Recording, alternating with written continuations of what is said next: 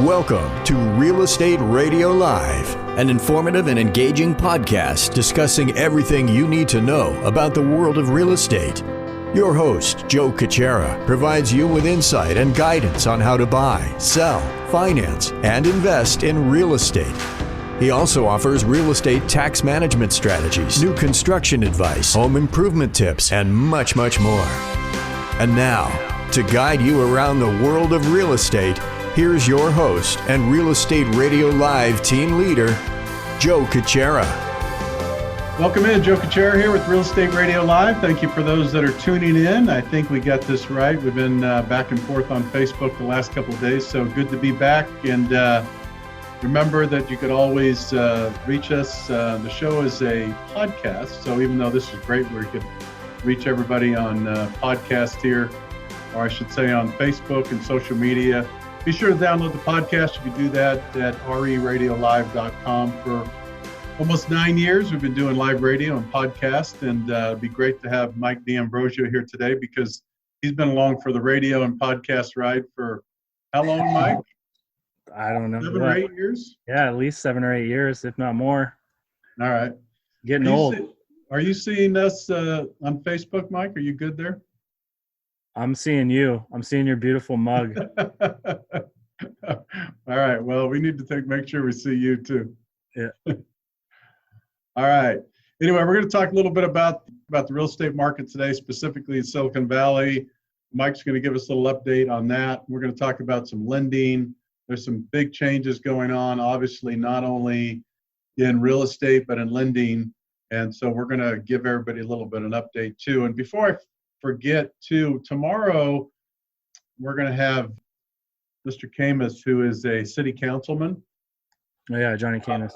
Yeah, so he's going to be on tomorrow talking a little bit about what's going on in the city of San Jose as it relates to COVID-19 and some of the, ins and outs of small businesses, when they're opening, kind of when we're going to get back. So that should be fun to do a little bit of that as well. So why don't you, if you can, Mike, give us a kind of an idea first what the inventory looks like. I know it's been a while and we got some other stuff to talk about, but what's the inventory look like right now, kind of in the Santa Clara County when it comes to single family and some of the condos maybe? Yeah, so inventory is actually pretty decent. It's a little bit down from year over year, but it's at about 996 single family homes right now in Santa Clara County. Mm-hmm. And then if you include condos and townhouses, it's at about, I think it's well over about 1,400 properties for sale. So it's Good. Really not that bad. Pendings are up from last month. Mm-hmm. And everything's kind of up even since last week. Active properties are up. I think there was in the mid 9s last week. And now again, we're up over 1,000 or right at about 1,000.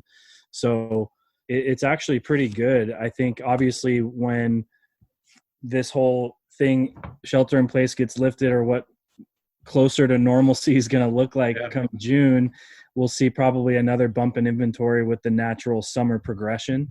But inventory is not that bad. It's not the end of the world. So it's pretty good. And things are still moving, That's good. Yeah. Speaking of moving, looks like you got some wind in the background that's moving those trees. I do. Hopefully it's not affecting the sound though. Is it? No, it looks good. It looks Okay, good. Makes me want to be outside. Yeah, you see the kids' play structure in the back right there. All right. They're napping right now, so I should have some decent quiet. Yeah.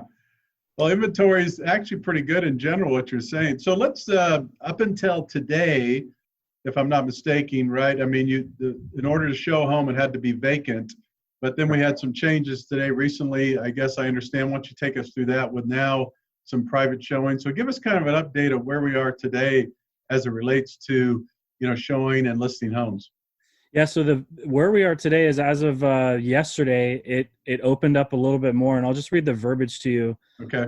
Because now real estate has been considered essential, but it was limited to virtual showings or showings of vacant properties only. Mm-hmm. And now what the verbiage is saying in the legal paperwork is, mm-hmm. if a virtual showing is not feasible, it could be done by appointment with no more than 2 visitors at a time. Okay. And that reside in the same household or living unit, and one individual showing the unit. And then obviously the owners of that property cannot be present. And then you have to abide by all the proper, what do they call it? PPE protocol with gloves and masks and whatnot. So now it's definitely opened up, which is good. Oh, good. So I know that there's a fair amount of activity going on. I mean, I'm seeing on the lending side, you're seeing a fair amount of activity even before this new guideline that came out. So do you anticipate, I mean, I guess the obvious one would be yes, but do you anticipate now this will free up more people maybe thinking that this really makes sense now, Mike, in the real estate world, that, I may want to list my house now, that the fact that I could actually have even private showings? I think it does. And what's also beautiful about it is that right now the MLS, the multiple listing service, is not enacting days on market during the shelter in place. So if you put a property on the market, it doesn't start the so-called ticker of days on market, which, as most people probably know, the longer a property sits on the market and has a higher days on market, the more people get a little bit weird about it. So right now it's kind of to a seller's benefit. It's kind of like it's a win-win. If they throw a property on the market and it doesn't sell, the general public won't really know, unless they do a lot of digging or their agent does digging, that it's been on the market. So that's a benefit. But in general, to your question, I think it's going to allow people, obviously, that are living in a property to now put their property on the market, since they can actually show it. Because before it was just vacant properties and that was it for however long it was, 7 weeks. So I think it is going to incentivize people, especially living in their homes, to do it. Unless, of course, they're not comfortable with the situation and they don't want people traipsing through their house.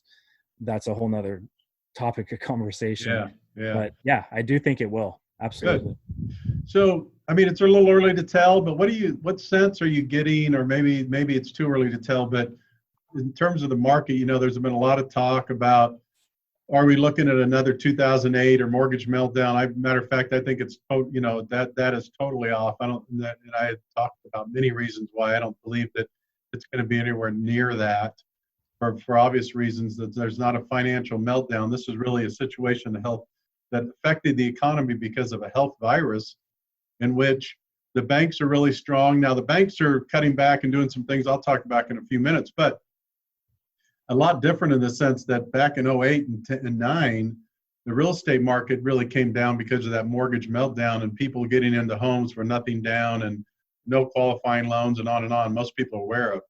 So I guess my point is it's probably too early, but a sense on how this might have, either now or in the near future, might affect the values or market prices in general, or is it a little bit too early to tell? A little early, but I mean, I haven't seen it affect values that much. Values have held pretty strong. And in fact, there's been multiple offer situations. I was just on our office meeting call this morning, and one lady had a property she put on the market and she got like 15 offers on it. Really? I had a listing that sold last week that we got one. We could have had multiples, but we took the best and first one. And so that would have had multiples and had showings every day. There's a lot of activity going on right now. And a lot of that's driven by the fact that most of the economy around here is driven by tech, and that market, and that hasn't really lost jobs. In fact, I think some segments of tech have gained jobs during this time because of the reliance on technology. And because I've been tracking the job reporting and all that, and I thought it was going to be super important in April if we started seeing massive job losses in all sectors of business. Now, obviously, certain sectors have gotten hit way harder than others, like the service industry, which, I'm well aware of, and with the family business. But, the tech industry has really not gotten hurt. And then, I mean, I'm working too with some doctors and stuff that are still, obviously they have job security right now too. So it's actually holding pretty strong. Good to hear. Yeah, on the lending side, I mean, a lot of what we're seeing too is people, we are fortunate, and we've talked about this numerous times. We're not going to go into detail, but it is a unique area. That's a strong business economy here. The environment is strong. There's strong jobs, there's strong income, and that's one of the reasons that the housing stability is the way it is, for sure. but we'll talk more about that lending in a little bit. So before I kind of move along, speaking of small business, so one of the things I'm wanting to do, and I want to talk a little bit about it today, and you have a direct affiliation with it, is all of us are really trying to figure out what we can do to help small business, and specifically maybe restaurants and companies that have been supportive to our communities for so long. Mm-hmm. Your family is in the restaurant business for many, many, many decades, family history, most people know. So I'm actually thinking about doing a podcast and inviting, if you can imagine, not a podcast, but a webinar, and inviting a bunch of restaurant owners on to join us and talk about what's going on, how we could help, what are they doing, and then, trying to get some participants on too. I'd love to kind of put something like that together in the next couple of weeks, just to see our little part, what we could do for some of these small business owners, because I know it's tough. Yeah, it is. It is tough, and some of the things that I've heard is, especially in Santa Clara County, you could potentially see 20 to 30% of restaurants shut for good, permanently. Yeah. And that's a big number. If you're out there and you're a restaurant, and I'm talking restaurants in particular because that's what I know, but if you're a restaurant and you didn't have good to go service or good to go business before this whole thing happened, you are really struggling right now. And thankfully our family's been, our family restaurants have been around for decades, and we have a good to go business, and it's just increased a lot since then. Thankfully, obviously it's still a struggle because, you still have costs and you're still paying labor and all that other stuff. But it's, if we can kind of just break even and, just get through this thing, it'll be okay. But the other part, and not to go too far down my soapbox on restaurants, but the other thing is this is going to change restaurants for a long time. I mean, I think restaurants are going to be screwed up probably for the remainder of the year, because even when this thing gets lifted, how many people are going to feel really comfortable going to a restaurant to sit down and eat? Good point. And then restaurants have to kind of restructure the way they think about the inside dining experience with dividers and sanitation and all of that stuff. It's going to be different. I'm predicting, and my dad and I have talked a lot about it, at least into November and December. So it'll be interesting to see. Well, while we're talking about that too, before we get back, I wanted to mention it. So tell us, share those with the viewers, of course, now, but then they'll listen to the podcast later. Giorgio's and the other restaurants, you guys have a family, and how they could support. I know the takeout business is going well, and to go, all that type of information, but share with us here the restaurants and how they're doing, and then how the people that are listening can maybe help. Yeah, thank you. You cut out for a minute, and I think you're asking me to share with you the restaurant names, right? Okay. Yeah. Sorry. That's all right. Giorgio's Italian Food and Pizzeria. One's in Willow Glen on Foxworthy, and there's a Giorgio's in Milpitas, Calaveras by the City Hall. And then we have Frankie Johnny and Luigi's too, which is in Mountain View on El Camino over by Castro Street. And there's another Frankie Johnny and Luigi's too in Dublin. Yeah. And so you can go online to Giorgio's Italian Food, and all of the restaurants are there. We're on all the platforms, Grubhub, Uber Eats, and DoorDash. So depending on where you live, it'll come up there. And we're running a lot of specials, week to week. About that because I think we'd run a pizza special for tax day, and it ran out. I called too late. There's $10 large pizzas, and by the time I called, they said they're out. Yeah, I know. We got hit hard, and so our email list has been very active. We've been sending out different deals and social media and doing everything we can. So yeah, thank you for the plug. Yeah, no, it's good. It's good to help the community and help, especially the small businesses and particularly restaurants. We all take it for granted to go out to a restaurant, have a nice meal, and get out of the house. And now everybody's like busting at the seams, going, I can't wait to get out of my house and go to a restaurant. Now is what everybody's talking about. I know. So get out there and support your small business in general. Not to discount big business. Believe me, big business is great, but the benefit of big business is they typically have a lot more firepower and horsepower to withstand financially some of the stuff where Mike had mentioned, I'm hearing the same thing, 25 to 30% of businesses may not come back.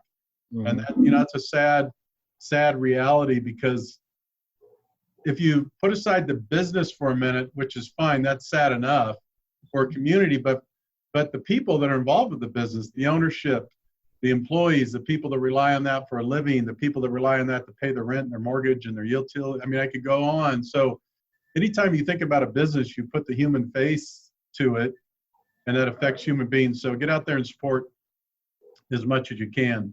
So on the real estate side, again, it'll be interesting to see. Here we are coming into, just getting into May. We're going to hit the summer months here pretty quickly. It'll be interesting to see. I, for one, have this feeling like, and again, it's certainly I do research every day and I follow the market and study the market, but I, for one, think that there's a different element that's going to take place here. I do think there's going to be some pent-up demand when we start coming back, opening up, so to speak, getting into a different level of groove in the economy. I quite frankly think the people that can and they're comfortable are going to want to take that vacation, going to want to buy the house, going to want to say, hey, why don't we've always wanted to sell this house and move, why don't we do it now? I think there's going to be a bit of that going on. Yeah. I really do. And I think there's going to be this rejuvenated energy for people to almost live and make transactions and get out and do stuff. I mean, I could be reading through that, but we'll see what happens. No, I think so. I think it'll give that boost to people that have wanted to do something like move. Now's the time. I think people are taking this time at home to really think back and reflect on, their life and what their family life and everything. And maybe it is the catalyst that makes people think, now's the time. Well, you never know. Life is short. And don't shoot the messengers, but there may even be a bunch of people ready to leave California. That's definitely, even more so than before, especially if you don't agree with the politics or the certain restrictions that are going on. It might even be the catalyst for that too. Yeah. So, we'll see what happens in the market the next couple months. We have the developments that you just talked about, now being able to show properties, list properties. What about the industry in general, Mike? Let's talk, we talked about the homeowners and maybe what the market might look like. What about your industry? I mean, 2 weeks ago, I had a bunch of CEOs and executives on a webinar, and Brian Crane was one of them. He talked about from his perspective of Intero. What are your thoughts, or what are you hearing in terms of the industry? Is there going to be consolidation, or is there going to be a different way real estate feels and looks when you come back, or you think it's just going to kind of come back to normal? A little bit of both. And that was a great webinar, by the way, with all the CEOs. Oh, thanks. That went really well. Yeah. Yeah. I enjoyed it a lot. And obviously I was rooting for my boy, Brian, and, he did a good job. And I'm thankful to be part of, not to pitch Intero, but Intero's been great. They've been wonderful this whole time. The support they provided us, every day there's something new. They're coming out with different webinars, keeping us posted from a legal standpoint, providing us the tools that we need to still transact business. And so that's been awesome. And so where's the industry going to go? I think some of it's got to get back to normal, because what this has proven, I think, is that there's still that touch that people need on houses. They need to go in and feel the house and be there and smell it and live it. They need that. But it's also forced agents to become more virtual and tech savvy as well. I think that it's been good to expose that the utilization of Zoom meetings and electronic signature and walk through videos and different ways of doing business, I think is going to become more of a hybrid model, especially for the agents that haven't been used to it. They've been forced to do it. So I think that's going to be a good thing, but I do think some of it's going to go back to normal just because people need that physical part of the transaction as well. So, yeah. All right. Let's talk a little bit about the financing side, because, people are going to be back in gear. You're going to be showing more homes. We talked about that. Likely be more listings. There's going to be more activities. Let's spend a couple minutes and talk about the financing side of it, because, boy, if you haven't heard yet, major changes on financing. And this is to, again, Mike and I, for years, this is education information. It's not to alarm people or frighten people, but it's our job. We feel obligated to share this information so when people are making really, these are big decisions. So on the financing side, as it relates to real estate, here's the good news. I'll start with the great news, and it's very positive and upbeat and exciting, is that rates are near all-time lows. They're bouncing around from day to day, and it depends on what your loan amount is. But in general, rates are still near all-time lows. That's good news. So money hasn't been this good in a long time. So there's the positive thing to really take out of, step one in looking for a home and thinking about if you're going to do a real estate transaction. The things that have changed is financing has gotten, and I'll say specifically jumbo financing. So for those that are watching and listening later, it's different in county to county, but in the high cost counties, jumbo financing is loan amounts anything over $765,000 roughly or more. So anyone that's borrowing that amount of money, it's jumbo financing. Well, in the Bay Area and most high cost areas, most people do jumbo financing. So that has really changed. There's a lot of lenders that have temporarily vacated or permanently maybe vacated the jumbo business. They don't want to take that risk as they see it. Some lenders have done that. Some lenders have temporarily stepped away.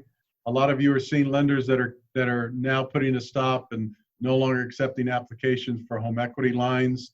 That's not really a big deal with a purchase, but Mike and I were talking, a lot of people that get into a purchase, they'll do what's called an 80-10-10, which means you're putting 10% down, you're financing a first loan of 80%, the second loan of 10%. Mm-hmm. That does become a big issue.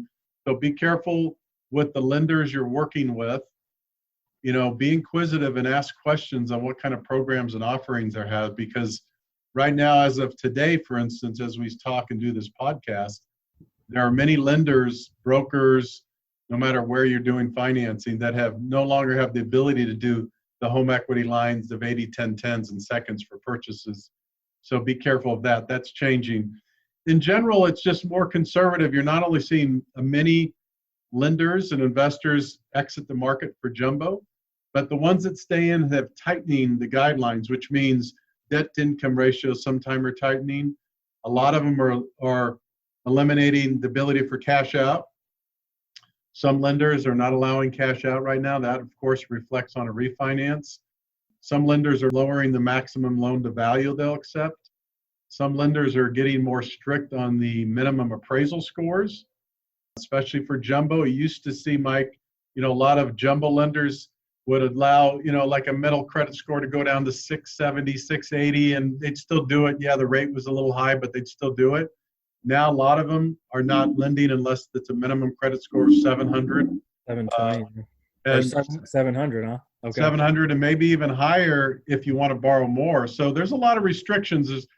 There's too much to cover in this podcast, but the message I want to get out in general to listeners here is that if you're looking into a purchase or refinance, the great news is money's available. There's still a lot of lenders, but you have to know who to work with and who has those programs and who has the options. Many of them are losing options every single day. So be careful of that, especially if it's a purchase. We've talked about this before. Get approved. Make sure you get underwritten approved and not just approved.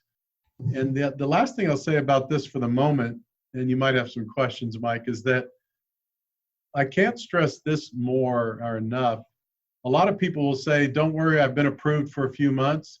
Be real careful of that, because if you were approved even 30 days ago, actually, if you were approved a week ago, yeah, your approval could have changed. The lender of which you got approved for or with, they could have changed their guidelines, and some people may or may not let you know.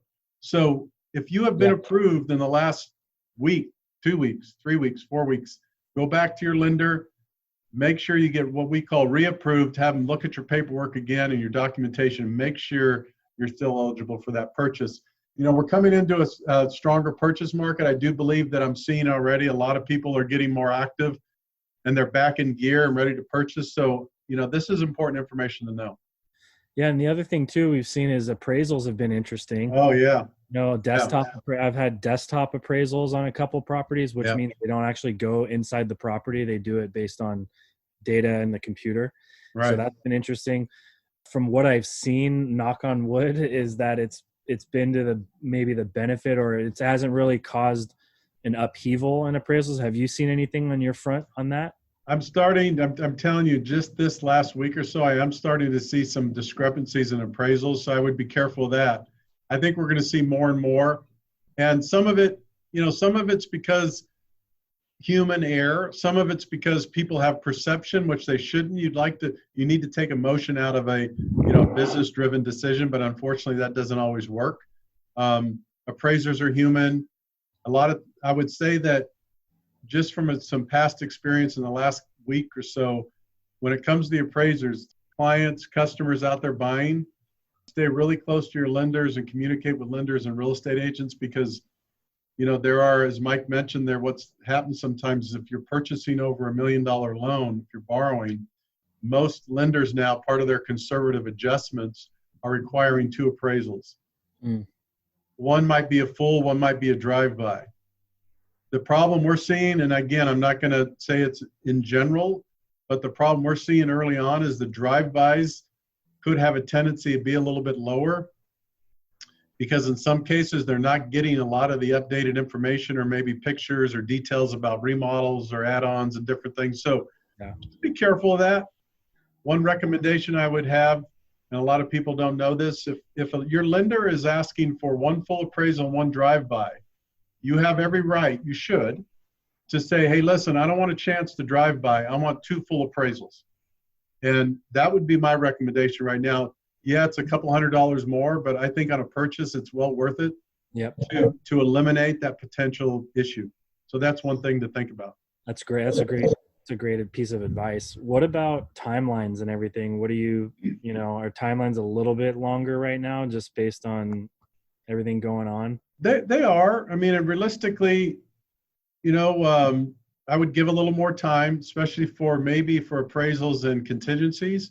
But honestly, we're still closing loans in 30 days or less. Now, I don't know why anybody would want to drive everybody nuts and close in 15 days. I mean, unless for some reason you have to. Some people just want to drive you nuts, Joe. I know. Some people want to drive me nuts. That's why I got all this gray hair. Yeah.